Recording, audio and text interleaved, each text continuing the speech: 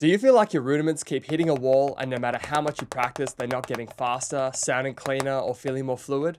What if I told you there's a more effective way to practice rudiments that will drastically improve your speed, control, and fluidity? In today's video, I'm going to walk you through these techniques, give you exercises to practice them, share some troubleshooting tips, and explain how to apply them for maximum efficiency. Let's dive in. So why are these strokes important? Well, the key to playing fast, clean, and fluid rudiments is all in the preparation of the motions. If there's no preparation, then we end up having to make extra movements, which not only takes longer and makes our rudiments sound clunky, but it also uses unnecessary energy too. Imagine you had to play 3 accents in a row. Well, you could play them like this, or you could play them like this. Option 2 was so much more fluid and played with ease. That's the power of the control strokes, so let's get into them.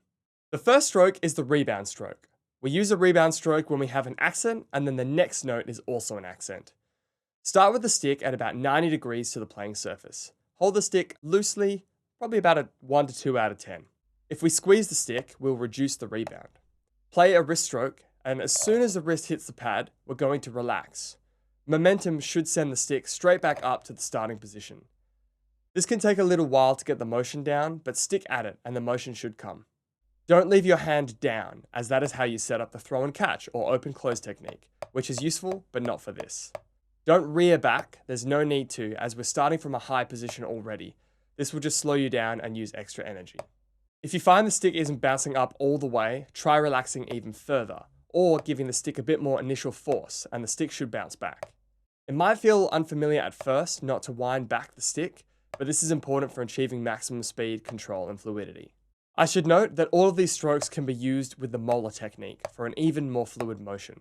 But to keep things simple, I'll save that for another video. I just wanted to mention that the molar can be incorporated here. The next stroke is the downstroke. This is used when you need to play an accented note, but the next note is a quiet stroke. We start from our high position with the stick at 90 degrees to the playing surface, and after the stick makes contact with the drum, we want to catch or stop the stick about 1 to 2 inches off the drum. We are now in the low position. I find it helps when you apply a little pressure with the middle, ring, and pinky fingers to help reduce the rebound, so the stick only comes up an inch or 2. Here, we actually want to take away some of the rebound, or else the stick will bounce up higher than we need and go past the low position. This takes extra time, extra energy, so try to make sure the stick stops at that 1 to 2 inch mark.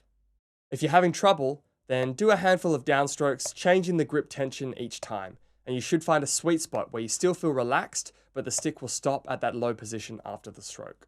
Next, we have the tap stroke. This is where you play a quiet stroke, and the next stroke is also a quiet stroke.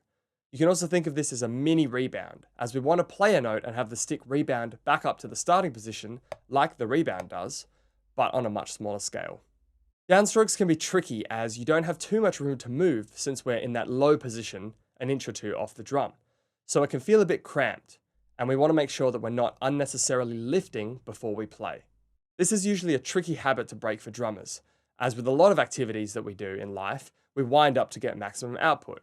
For example, throwing a ball or hitting a baseball with a bat. We wind up to get the greatest or furthest hit possible. But this is because we only need to do that one big hit. Whereas within drumming, there's not many songs where you just have one big hit. If you know of any, then please let me know in the comments. In drums, we play hundreds or thousands of notes in each song, so we want to go for maximum efficiency, speed, and use the least amount of energy possible. I've got a great exercise which will help you make sure that you're not pre-lifting the tap stroke. But before we do that, let's go over the fourth and final stroke. The last stroke is the lift stroke. This is where you play a quiet note and then lift the stick up to the high position, ready for an accent. Start with the stick in the low position, about 1 to 2 inches off the drum. Play a tap stroke, and after the stick makes contact with the playing surface, immediately lift the stick up to the 90 degrees or high position. Again, we don't want to pre-lift before we play the stroke. I'd recommend slowing down the motion and really focusing on going down first. Then after you make contact with the drum, immediately head up to the high position. So now that we know what each of the strokes are, here's some ways you can practice them. First, we're going to play some rebound strokes. I'd recommend starting with your dominant hand to get used to the motion, and then bring in the other hand. Once that's comfortable, you can alternate rebound strokes, making sure that we aren't pre-lifting and the stick is bouncing back up to the starting position. When practicing downstrokes, you can just reset after you've played a downstroke. I like playing down, down, reset, reset. Or right, left, reset, reset.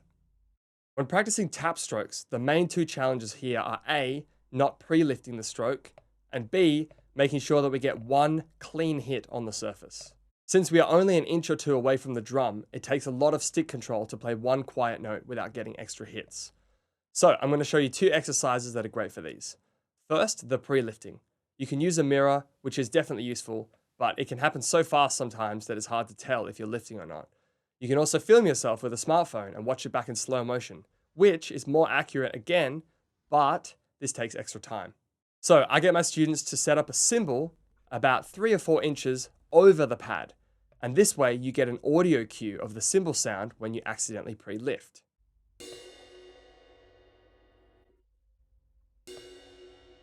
The idea here is to be able to play tap strokes and not hear a single sound from the cymbal. This is super tricky, but try it out and it'll work wonders for your tap strokes. Now, in terms of avoiding double hits with this stroke, if you have a wooden practice pad, if you turn it over and play your tap strokes on this side, you can very clearly hear if you're playing double hits by accident. So if you want to really challenge yourself, then you can combine these two exercises and your tap strokes should definitely improve. Lastly, we have the lift stroke. Unfortunately, we can't use the cymbal trick here as we need to lift back up to the high position. So for this, I'd recommend either using a mirror or even better, filming yourself using a smartphone, and then watching back to see if you're accidentally pre-lifting the stroke. After each stroke, we can reset back to the low position and go for another lift stroke. So I'd highly recommend practicing these 4 control strokes individually, very slowly, without a metronome, for 5 minutes each day for about a week, just to really get used to the motions. Once you're comfortable with each of the strokes, then we can start putting them together. The first exercise is alternating between down and lift strokes. Start in the high position and play a down stroke. Stop and pause to make sure the stick is now in the low position. And then play a lift stroke, making sure that you don't pre-lift before the motion. Next, we can incorporate a tap stroke in the middle to make this a 3-note grouping. This is also the rudiment known as the triple stroke. Play a down stroke, then tap and stay in the low position, and then play a lift stroke back up to the high position, ready to go again. Lastly, we can add in the rebound to do a nice full circle and play each of the control strokes in a row. Start with a rebound, followed by a downstroke, play a tap, and lastly play a lift, and then we're back to the beginning. This is a great exercise for playing each of the strokes. I'd recommend again going nice and slow just to make sure that each of the strokes are precise. Great, you can now play the control strokes and a few exercises, but how do we actually use these in our rudiments? Well, let's apply these to a paradiddle. So if we take our paradiddle, and we know that this goes right, left, right, right, and the opposite way is left, right, left, left. We know that the first note here is an accent, and the rest of the notes are quiet. So the first note here is a right hand. So we've got to have a look at what the next right hand is doing, which is this note here. And this is a quiet note. So we know that from here to here is a downstroke, because we're playing an accent, and then this note here is going to be a quiet note. So we're going to put here D for downstroke. Now, the next note is the left hand. In order to know what the left is, we actually need to write in the next note of the paradiddle because we don't have another left here. So that will continue the paradiddle. So the left note is playing a quiet note, and then the next note after that is an accent. So the left here is a lift. Now let's have a look at the next 2 right-handed notes. We've got a right hand here to a right hand, quiet to quiet. So that's going to be a tap. Same for the second note. This here is a right hand, and we're going from here. The next note will be the second note of the left-handed paradiddle. So we're going to make that a tap.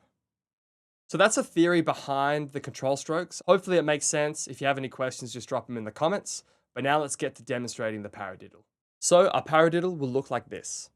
Down, lift, tap, tap, down, lift, tap, tap. Practice this until it's comfortable, and then we can add in the metronome. Once you can play the rudiment 10 to 20 times correctly in a row, then increase the metronome by a small amount. As the speed increases, the 2 tap strokes can turn into double strokes using one motion, and you can use bounce or throw and catch techniques to further improve your speed. If you want a breakdown of 4 double stroke roll techniques that you can use, then check out this video here on how to do that.